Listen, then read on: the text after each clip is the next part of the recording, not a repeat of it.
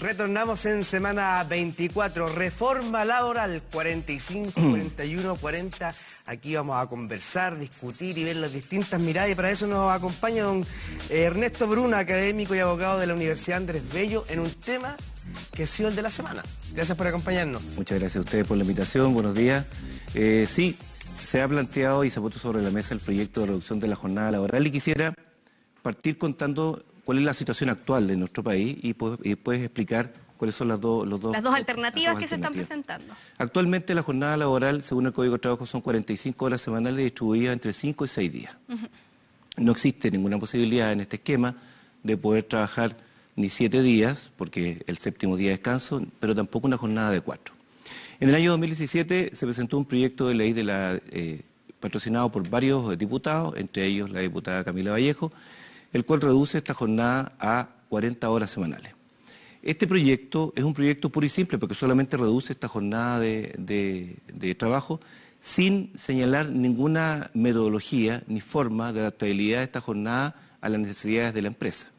Luego, este año, el 2019, el gobierno presenta un proyecto de reforma del Código de Trabajo bastante extenso porque toca muchos aspectos y uno de los cuales es establecer en principio no altera las 45 horas semanales, sino que permite mensualizar la jornada a 180, pero también poder trabajar ya no entre 5 y 6 días, sino entre 4 y 6 días. La flexibilidad laboral. O sea, plantea una flexibilidad de poder, por ejemplo, trabajar 4 días a la semana y descansar 3.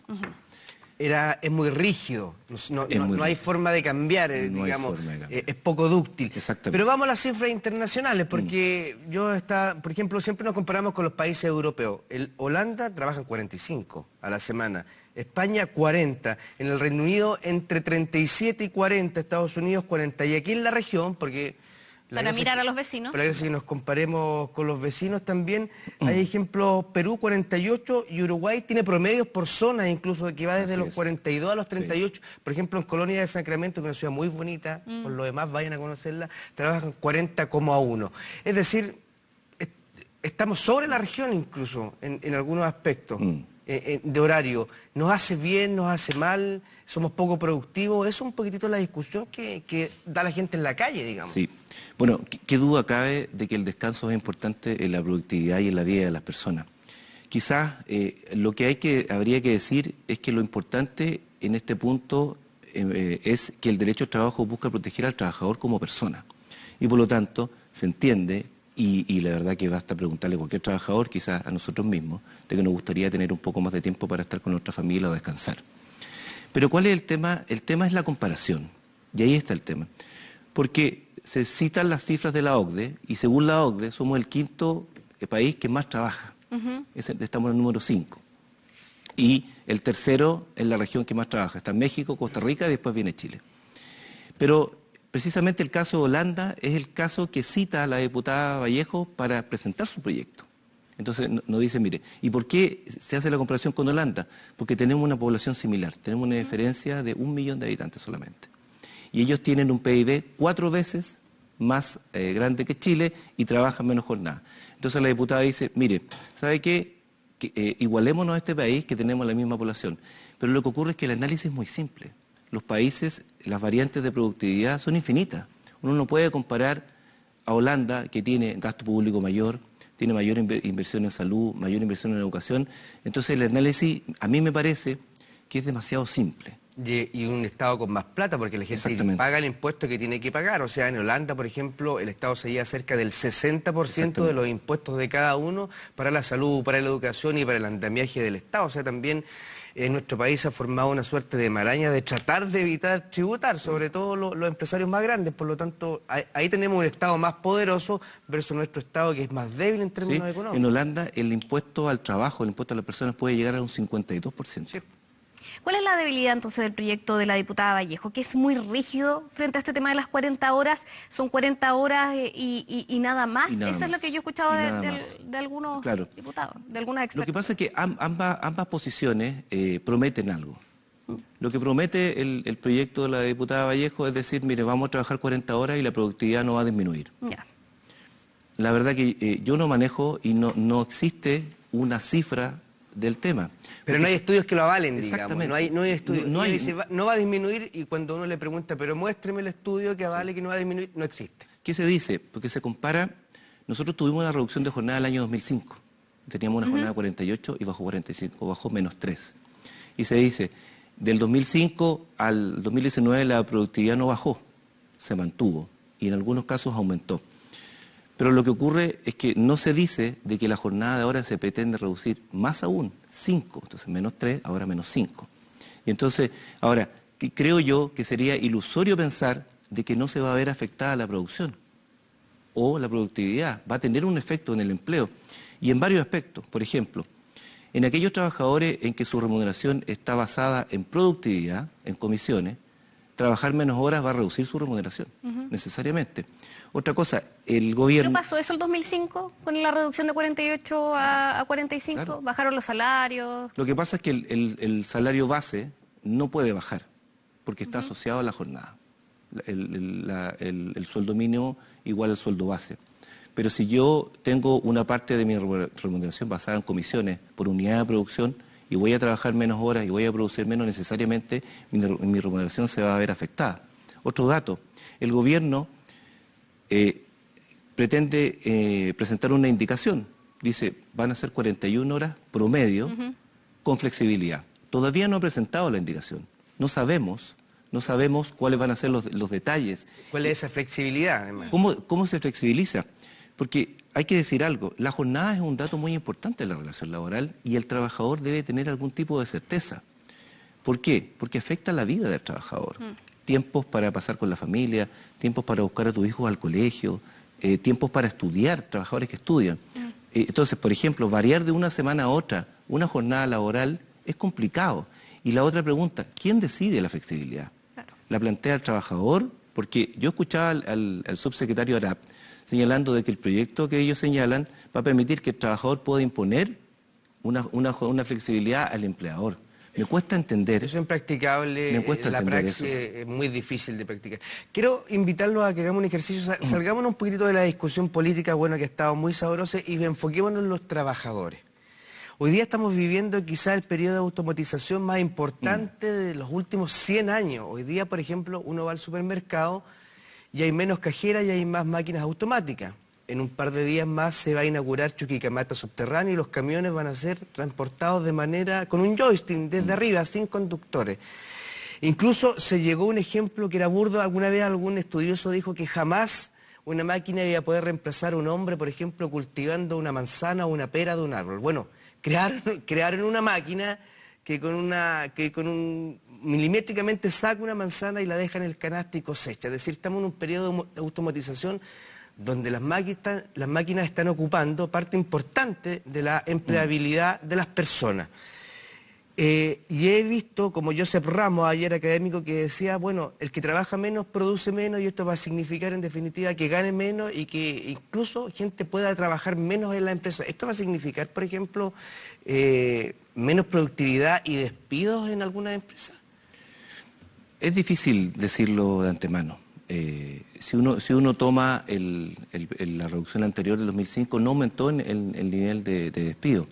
Lo que puede ocurrir es que se da una paradoja, porque si yo reduzco jornada, quizás voy a necesitar contratar más gente. Entonces se puede generar más empleo. Se podría generar más empleo, pero son temas distintos, el nivel de remuneración y el nivel de empleo. Yo puedo quitarle a algunos un parte de remuneración variable para poder contratar a otros que puedan cubrir la diferencia horaria. No hay un aseguramiento de la mejora. El tema que usted toca de la automatización es muy relevante. Hace pocas semanas atrás, a propósito de la huelga de Walmart, estuvo en la palestra el tema de la automatización y cómo se van eliminando puestos de trabajo o algunos se pueden ejecutar desde el hogar o con muy pocas horas de presenciales. Y por lo tanto, lo que tienen que hacer estos proyectos es mirar hacia futuro, a largo plazo. A mí me extraña en esta discusión la poca participación del gremio, del empresariado y también del tema sindical.